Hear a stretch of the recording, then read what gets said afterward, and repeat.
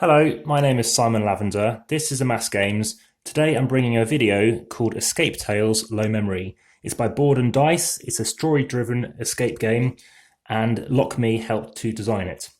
So let me take open the lid. You'll see that I've also done a teaser. That was the unboxing and a brief kind of overview. This will be a how to set up, play and review. And this story-driven escape room is in card game form, with immersive and immersive exploration, no time limits in solving puzzles, and a collection of tough choices. So you can have a board looking something like this. Now, I'm just going to show you the tutorial. Now, especially with COVID-19 and lockdown, having a chance to actually see something to do with the game, rather than saying, oh, don't look at anything, I think it's very important. Otherwise, you don't have a clue whether or not you want to watch and enjoy this game. Additionally, I've got some quite extensive notes that I want to talk to you about, as there's quite a lot I've written about this. You can have some location cards, so there are 19 of these. You'll see from the unboxing there are some bags. There are these progress tokens and some action marker tokens as well. You'll have some stress cards. So for the first mission, you'll see that they kind of stop at that point. That is going to be for case 1. That is for case 2. And that's a file 3. These spoiler alert cards you shouldn't really need to worry about, but they're there just in case you happen to turn something over. Inside the box, you'll also find these files. So it's 3 interconnected stories, and we're just going to be opening file 1. There's a rulebook, of course, as well, and it's well written. So in this case, I'm just going to be setting up the board, and you'll see the kind of things that you'll be doing. Then I'll be talking to you about the actual review. So to set it up, you're going to place this somewhere. You're going to have your action marker somewhere close as well. You're going to have this big deck of cards, which, just to let you know, quite thick, ever so slight concaving or convexing on them. And the reason why I think that's of use is actually so you can pick them up easily, to be honest. So they're going to be there, ready to be drawn as needed. So you're going to put the other 2 files away, and it just tells you, read paragraph 015. Now you'll also notice that these numbers are in the top corners, so you won't accidentally read something, which is good. So you go to 015, and you'll read what's relevant for it. So the tutorial is only in this bit here, and I'll tell you exactly what you need to do. So there'll be some text at the top. So as an example, you'll say, your ears start to hurt from the alarm vibrating in the room. You must find a way to turn it off and get out of here. There's some intro text as well. So what you'll need to do is tell you to take some cards. In this instance, you're taking card 1 and 19. So you'll be flipping them over, 119. And then what you're doing is you're going to take certain cards. In this case, you'll be taking a card, that was lucky, I've been looking forward to practicing that. Taking a card like this, and you're orientating these positions where relevant on here. So that's kind of what you're going to be doing. Okay? And then what you're going to be doing is going to these locations per the grid. So you're thinking, well, I want to go here. So you might not know what to do, but you're going to be given a certain amount of action tokens. Say, well, we want to get out of this room or something, maybe based on this information. Do we go to wherever this thing is? Do we go here? And based on where you go, you might be given some cards, which might be riddles, and it might tell you, right, you need to do something, or it could be a bit of key, some kind of key information, until eventually you can get out of the room, as a typical escape room is. So very much like an escape room, lots of puzzles. In this instance, there can also be red herrings, as you can find in other games as well. And in terms of those red herrings, sometimes some of them are a lot more obvious than others. Sometimes I think it can be quite interpretive as to how they mean. And like games such as Undo, I think sometimes it can be difficult to actually disseminate, not necessarily fact from fiction, but what they're trying to get to you with. And the key, one key idea in this is actually that, what you're doing is not necessarily the most logical thing. Now, in terms of the app, there's an app that comes with it. So I'm just going to show it to you on this device. So here we have the Escape Tales app. And in this case, we're playing low memory. You'll notice we won't need Wi-Fi. So you can turn Wi-Fi off, and then you can just go to a puzzle, and it'll be something like this. So you're going to be typing in an answer. It could be letters, it could be numbers, and then you check it to see if it's right, and it could be wrong. You might want to say what needed cards, so it could say how many cards you need. And then there are hints. So you can take 1, 2, 3, however many hints you might need to eventually, if you still can't work it out, or you want to double check it, you can press the C answer button. As you can see, Wi-Fi is off. So there's lots of different things you can do, and as you've seen, I've already reset the game. So that is the app that you use. So compared to Unlock, it's a bit more of a basic app, but I believe it probably could get updated if you need to. So moving on to my kind of thoughts about the game. So where shall I start? We played it as a 2.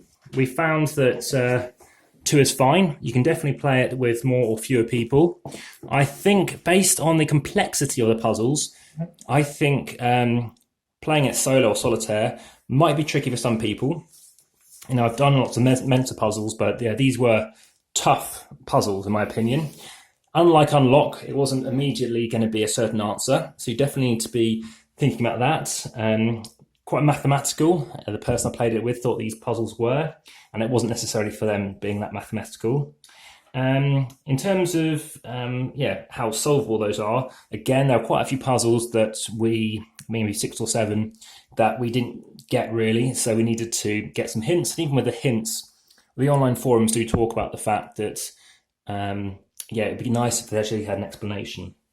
But it's nice to be working with others. You won't find that if someone just takes a card or any cards are kind of asked to be drawn out and someone quickly solves it. So it is nice to have that collaborative thought. And there are definitely some times whereby with each person taking their turn to view something, you get a nice overview as to what you think the solution could be around. Additionally, in terms of the age for this game, it is a mature themed game. It's 16 plus for good reason, so please bear that in mind for the audience in question. I definitely was disturbed quite a bit at moments, and it stayed with me. It's deep. It's a lot more deeper than the other escape room style games. This is a much more longer experience. It says 3 times 3 hours. The first file we did in about 2 hours 40, including all the cards that we discarded. I was constantly sorting them to keep them in numerical order, just to make it quicker to pack away. You can pause the game. It doesn't recommend it, but personally, we typically played all 3 file cases over a few days each, which left it set up, and it's very easy to quickly go back to. So actually, if you don't mind leaving it out, at least that's how I think it might be better to do, and have the space to do that, I think it's a good idea. Of course, you might have a table which you can put on top, like leaves, but I didn't have an issue with pausing and resetting and continuing the game in that fashion. The artwork I really liked as well. It was really made me go wow at times. Very, very immersive, and really enjoyed that too. Especially kind of the future cyberpunky retro feel as well. I really like the storytelling. The storytelling in games such as Tainted Grail was great. The fact that it combines puzzles is, for me, great. For some people, if you don't like puzzles, then this isn't for you. I think it's innovative as well. I thought all the other games, Unlock, Undo, Exit, are great. And the fact that as a story-driven escape game, this is in a niche of its own. So that's really good as well. I mentioned about the app. The hints are generally fine. But again, there are the similar puzzles that I know some people struggle with online, and BoardgameGeek has a forum which is very much a spoiler-free area to look at and just see and discuss, and they're good at responding. In terms of errata, do check that. I have created a thing on BoardgameGeek as a thread. There is a case whereby the manual states there are 24 action tokens, there are 22. They say it shouldn't be that important, but I just think it was worth mentioning. In terms of the grammar, now having to be reading the short story of The Shawshank Redemption by Stephen King, and there's plenty of grammatical mistakes in this. There's also mistakes in this as well. There are a few. It's not too many. It hasn't led to us losing a case or losing a particular puzzle. You can't actually lose this game. It's just depending on how well you did and then what your outcome could be. So I think it adds a nice niche, as I mentioned, between all the different games. Again, there's a theme in it like Unlock, but more of a theme similar to Undo, especially those red herrings. So there's that to bear in mind. In terms of, like I said, the pausability worked very well. I think better than potentially those other games. I've never had to pause the other games, but that is because they're shorter. So that's something to consider. Aside from that, let me think. It can be frustrating. Because they're very good puzzles, but as close as I had an idea on something, my best advice is if you have a theory about something and it works, and then it doesn't work somewhere else, don't then give up, which is what I tend to do. Do it on a third thing and see whether it was actually right, and actually the second thing that you're doing was the example of it failing for good reason. I think that covers off the majority of what I think there is. Again, very impressed. I haven't tried the Awakenings, which was the original one.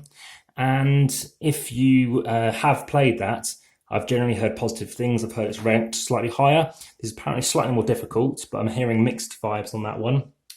No, I think that really covers off everything. I initially gave this kind of a 7 out of 10, but in terms of the enjoyment that we got out of it, obviously the gameplay, you can only play it once, and I don't want to spoil any more.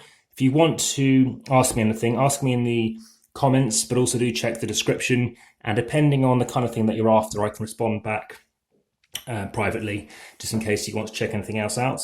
But I was very, very impressed with this offering, and I can easily imagine there being more of them. So hopefully this is a video you've enjoyed. In terms of if you want to see something similar, there are lots of other games that I'm getting which are like this, and if you want to see those first, hit the subscribe button and you have a chance to see them ASAP. And in terms of thumbs up and likes, I'm now hitting triple figures a month, so contributing to that will be a fun way of me knowing that you're enjoying this. But if you have any other questions, please do ask, and I hope you enjoyed it. So thanks very much, and bring another one soon. Take care. Bye-bye.